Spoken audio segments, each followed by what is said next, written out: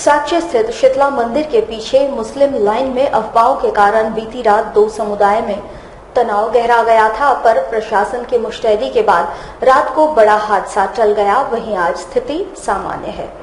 हर कोई अपनी दिनचर्या में लगा हुआ है। असामाजिक तत्वों द्वारा बीती रात मोहम्मडन लाइन में दंगा भड़काने का काफी प्रयास किया गया था, मगर जिला पुलिस की सफलता के कारण स्थिति पर नियंत्रण पा लिया गया था।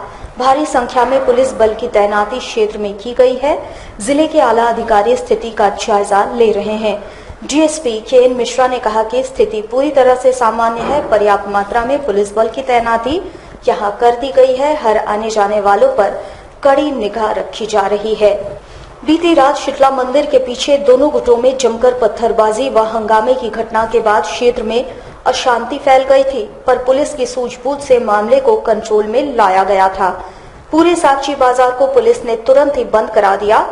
एसएसपी, सिटी एसपी, डीएसपी ने सुरक्षा बलों के साथ मोर्चा संभाल लिया था। पूरे शहर को सील कर जांच की गई। उपद्रव करने वालों को पुलिस ने हिरासत में ले लिया था। रामनवमी त्योहार को ध्यान में रखते हुए पुलिस स्थिति पर नियंत्रण पाने के लिए बीती रात कड़ी मशक्कत की। बिल्कुल अभी सुबह से शांति है। लोग नॉर्मल अपना जीवन यापन कर रहे हैं। बाजार खुला हुआ है, कहीं कुछ किसी प्रकार का टेंशन तो नहीं है। कितने यहाँ पे पुलिस जवान करीब 2 दर्जन पुलिस जवान तैनात है।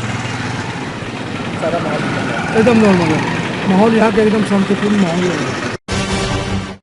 ब्रेक के बाद हम फिर हाजिर हैं।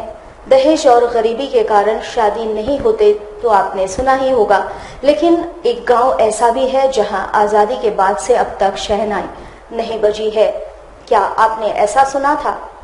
पूर्वी सिंहभूम जिले के घोर नक्सल प्रभावित क्षेत्र घाटशिला और घाटशिला के डुमरिया प्रखंड स्थित घोड़ाबांधा का ये गांव पहाड़ पर बसा है और इस गांव में 40 परिवार निवास करते हैं। लेकिन आजादी के बाद इस गांव में अब तक शहनाई नहीं बजी है। लोग शादी के लिए आते तो जरूर हैं, लेकिन गांव को देखकर वापस बैरंग लौट जाते हैं। अब आलम ऐसा है कि धीरे धीरे ये गांव सिमटता जा रहा है। वैसे इस गांव के लोग अपने परिवार को आगे बढ़ाने के लिए अपने रिश्तेदार के यहाँ जाकर रहने लगे हैं, ताकि उस गांव में बेटा और बेटी की शादी हो सके और दूसरे गांव से शादी करके लोग इस पहाड़ी पर आके बस जाते हैं। लेकिन इस गांव में न अब तक शहनाई बजी है और न ही किसी की डोली आई है। इसका मुख्य कारण है इस गांव में मूलभूत सुविधाओं का घोर अभाव है। इस गांव में न पीने के लिए पानी है और न ही स्कूल है और न ही स्वास्थ्य केंद्र, यानी मूलभूत सुविधाओं से ये गांव आज भी कोसों दूर है। वैसे ये गांव पूर्वी सिंहभूम जिले के नक्शे में है या नहीं, ये भी सोचने वाली बात है। पर हम जब वीडियो से बात किए तो वीडियो ने साफ शब्दों में कहा कि उनके नक्शे में ये गांव है ही नहीं, जबकि नक्सलियों के मांद में और बीच पहाड़ी पर बसा ये गांव आज भी आदिम जनजाति की याद को ताजा कर देता है। आज भी इस गांव के लोग पाषाण युग में जीने को विवश हैं और नाले का ही पानी पीते हैं और वृक्ष की छाल को उपयोग में लाते हैं। उधर इस गांव में रहने वाले लोगों ने आज तक शादी ब्याह तक नहीं देखा है, क्योंकि इस गांव में आज तक शादी ही नहीं हुई है। मतलब शादी का हो गया, बहुत साल हो गए। लड़का भी यहाँ, लड़की मतलब लड़का शादी करने यहाँ ही गाँव में शादी मतलब लड़की लेने आता है, वो भी खाली जगह देख के ही जाते हैं। मतलब ऐसा यहाँ कोई सुविधा नहीं है। हम शादी करके भी मतलब यहाँ कोई सुविधा नहीं मिलेगा। लड़का भी कोई गांव जाते हैं शादी करवाने लड़की देखने, उसका लड़की का माँ बाप सब आता है यहाँ आके भी बोलेगा जगह यहाँ कोई सुविधा नहीं है, रास्ता का ठिकाना नहीं है, पीने का पानी नहीं है, नहाने का कोई सुविधा नहीं है। मतलब लड़की सब भी यहाँ देने नहीं पूछता है। हम लोग गाँव में किसी का शादी नहीं हो सक रहा है, क्योंकि हम लोग का गाँव में बिजली भी नहीं है, पानी भी नहीं है, इसीलिए सब लड़का लोग ऐसी बर्बाद हो जा रहा है। कोई लड़का शादी नहीं कर सका, मेरा भी शादी नहीं हुआ। ये गांव में शादी नहीं होता, पानी होने की दिक्कत होता है, इसलिए कोई आता नहीं है शादी करने। रोड चलते कोई आते नहीं खोजता शादी के, हम लोग थोड़ा दिक्कत होता शादी में। कोऑपरेटिव कॉलेज में एनएसयूआई ने विभिन्न समस्याओं को लेकर प्रदर्शन किया तथा यूनिवर्सिटी चांसलर के नाम कॉलेज के प्रिंसिपल को एक ज्ञापन सौंपा। एनएसयूआई कार्यकर्ताओं ने विभिन्न समस्याओं के समाधान की मांग को लेकर कोऑपरेटिव कॉलेज में प्रदर्शन किया व कुल्हान यूनिवर्सिटी के चांसलर के नाम कॉलेज के प्रिंसिपल को ज्ञापन सौंपा। कॉलेज में पीजी मैथ्स की पढ़ाई शुरू करने, बस सेवा आरंभ करने, कॉलेज ग्राउंड का सौंदर्यीकरण करने, बिजली, स्वच्छ पेयजल, कैंटीन की सुविधा बहाल करने समेत कैंपस में गेट तथा छात्रों के लिए हॉस्टल निर्माण की मांग की जा रही है। पिछले 2 वर्ष से पीजी में गणित की पढ़ाई जो बंद हो चुकी थी उसको फिर से हम लोग शुरू कराने की मांग कर रहे हैं। और यहाँ पर कॉलेज कैंपस में जो बाउंड्री नहीं है, इसी कारण चारों तरफ रात में स्टूडेंट को मुश्किल होती है। कॉलेज कैंपस में कुछ घटनाएं घट जाती है, इसलिए हम लोग मांग कर रहे हैं कि कॉलेज कैंपस में चारों ओर बाउंड्री किया जाए।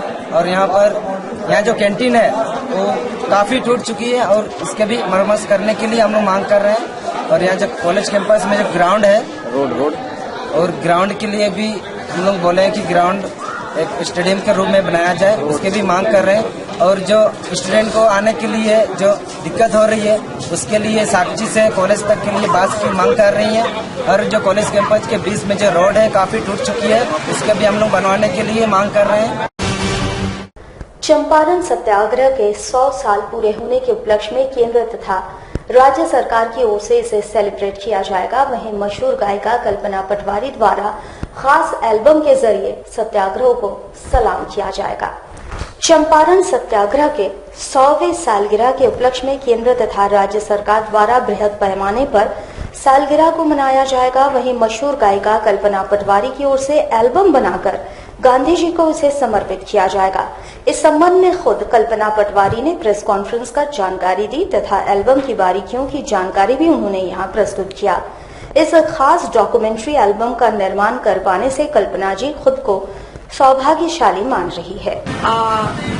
100 साल पूरा हो रहा है और मैं थ्रिल थी जब मुझे पता लगा कि बिहार और भोजपुरी गायिका कल्पना और बिहार के संबंध, और बिहार बहुत मानने में बहुत ज्यादा दिल्ली बॉम्बे में कोई पॉइंट में बदनाम है, ये मैंने रियलाइज किया है। भारत की भूमि से, बिहार की भूमि से ये आंदोलन शुरू होकर पूरे भारतवर्ष में गया और हम लोग को आजादी मिली। तो ये जो पॉइंट है ना यहाँ पे, चंपारण शब्द, बिहार और गांधी, ये मुझे ज्यादा अट्रैक्ट किया एक्चुअली। बिहार बदनाम है, ये इमोशनली मुझे टच करता है। और लेकिन गांधी जी ने बिहार से शुरू किया सत्याग्रह आंदोलन, ये मेरे लिए, ये प्रोजेक्ट के पीछे मेरा मेन उद्देश्य वो रहा, वो इमोशनल अटैचमेंट है। और मुझे ये सबको बोलना था कि बिहार ही वो गरिमामयी जगह है, भूमि है जहाँ से ये आंदोलन का बीज जो भी रोपण हुआ वहां से हो। सिनी रेलवे स्टेशन के पास 10 अक्टूबर 2016 को बाबू सिंह नामक व्यक्ति की लाश पाई गई थी। जांच के दौरान पुलिस ने शातिर अपराधी अमित शर्मा को हत्या का दोषी पाया। अमित पर कई थाने में मामला दर्ज है। 10 अक्टूबर 2016 को सिनी रेलवे स्टेशन के पास 40 वर्षीय व्यक्ति बाबू सिंह का छत विछत लाश पाया गया था। हाल के दिनों में कुख्यात अपराधी अमित शर्मा भी चारों ओर से पड़ रहे दबाव से त्रस्त होकर खुद ही आत्मसमर्पण कर दिया था। पुलिस की पूछताछ में उसने बाबू सिंह की हत्या की बात भी कबूली है। कई स्थानों में अमित शर्मा के खिलाफ केस भी दर्ज है। फिलहाल पुलिस उसे रिमांड पर लेकर पूछताछ कर रही है। दिनांक 9/10/16 को पिछले साल सिटी रेलवे स्टेशन से लगभग 500 मीटर की दूरी पर एक पुलिया है, उसके बगल में एक व्यक्ति की लाश पाई गई थी। मृतक का नाम बाबू सिंह था और उसका पत्थर से सर कुचल की हत्या की गई थी। तो उस समय अज्ञात के नाम पे हत्या का केस दर्ज हुआ था, उसका अनुसंधान चल रहा था। तो उसमें काफी मेहनत हुई है इस केस में। अज्ञात हत्या और कुछ भी सुराग नहीं था, बस उसको मौके पे एक चप्पल एक पैर की बरामद हुई थी। उसी से आगे कड़ी जोड़ते हुए काफी इस पर अनुसंधान किया और उस अनुसंधान के दौरान उसका नतीजा ये निकला है कि एक व्यक्ति अमित शर्मा का नाम सामने आया। अमित शर्मा एक पुराना अपराधी है। इसके पहले भी इसके ऊपर एक बलात्कार हत्या 2007 में, उसके बाद 2008 में एक और हत्या और फिर 2013 में गोवा थाना के अंतर्गत डकैती का भी मामला दर्ज है इसके ऊपर।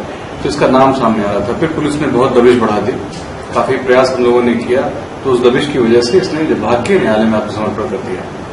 तो पूछताछ पे हम लोगों ने रिमांड पे लेके जब पूछताछ की तो पता चला कि मृतक बाबू सिंह के पास इनको खबर आ रही थी कि कुछ पैसा है। तो ये और उसके कुछ अन्य साथी ने उसका पीछा किया और उससे पैसा छीनने झपटने की कोशिश की।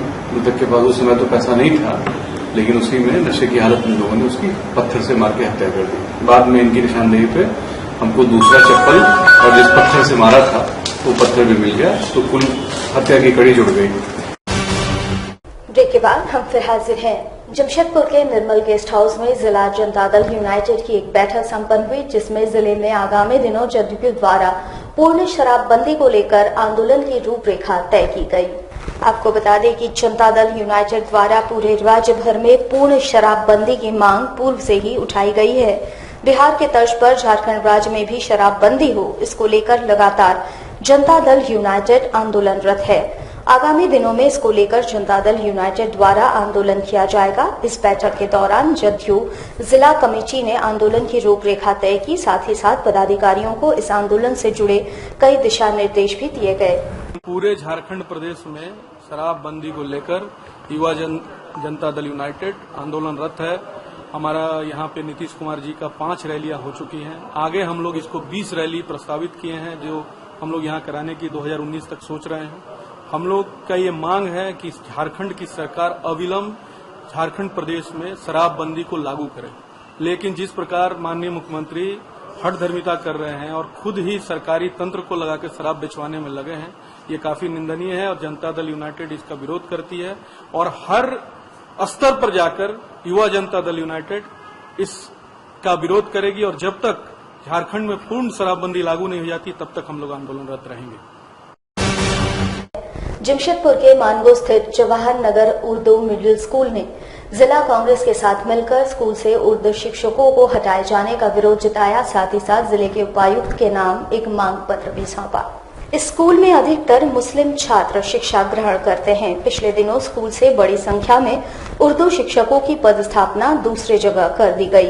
इसी का विरोध इनके द्वारा किया जा रहा है। इनका कहना था कि विगत दिनों रमजान के समय स्कूल में शिक्षकों का निरीक्षण किया गया था और उस समय अधिकतर शिक्षक छुट्टी पर थे, जिसे गलत ढंग से रिपोर्ट में दर्शाया गया है। इसकी शिकायत जिले के उपायुक्त से की गई थी, पर दोबारा शिक्षा विभाग द्वारा किए गए जांच रिपोर्ट में भी गलत रिपोर्ट सौंपा गया है। इन्होंने जिले के उपायुक्त से मांग की है कि दोबारा निष्पक्ष रूप से जांच किया जाए और उर्दू स्कूलों में उर्दू शिक्षकों की बहाली की जाए। जितने भी उर्दू स्कूल है, जैसे मुंशी मोहल्ला हो, गांधी मैदान हो, ईदगाह मैदान हो, कोटका हो, पनमदा हो, मूसाबनी हो, घाटशिला हो, डुमरिया हो, एक साजिश के तहत पहले के डीसी ने रमजान का महीना है, ईद से 4-5 दिन पहले सभी स्कूल उर्दू स्कूल में एक सर्वे कराया और सर्वे के मुताबिक लिख के दे दिया कि यहाँ पर उर्दू इकाई में बच्चे नहीं हैं, इसीलिए यहाँ के टीचरों को दूसरा जगह ट्रांसफर कर दिया जाए। विगत दिनों हमने डीसी साहब से मिले तो डीसी साहब ने कहा कि नहीं, ये बिल्कुल गलत है। चाहे हिंदू भाई का पर्व हो, चाहे मुसलमान का हो, चाहे सिख का हो, चाहे ईसाई का हो, किसी का पर्व का टाइम में कोई सर्वे नहीं होता है। डीसी साहब ने कहा था फिर से हम जांच करेंगे, लेकिन वर्तमान को जो डीएससी है वो पता नहीं डीसी साहब को क्या आके बोले, फिर से वो पुराना वाला जो आदेश था उसको पारित कर दिया गया। इसी के लिए आज हम डीसी साहब के पास आए हैं। एक साजिश के तहत उर्दू स्कूल को बंद करने की साजिश की जा रही है, उर्दू के टीचरों को हटाने की साजिश की जा रही है। इसको किसी भी कीमत पर उर्दू भाषा भाषी के लोग हम लोग बर्दाश्त नहीं करेंगे।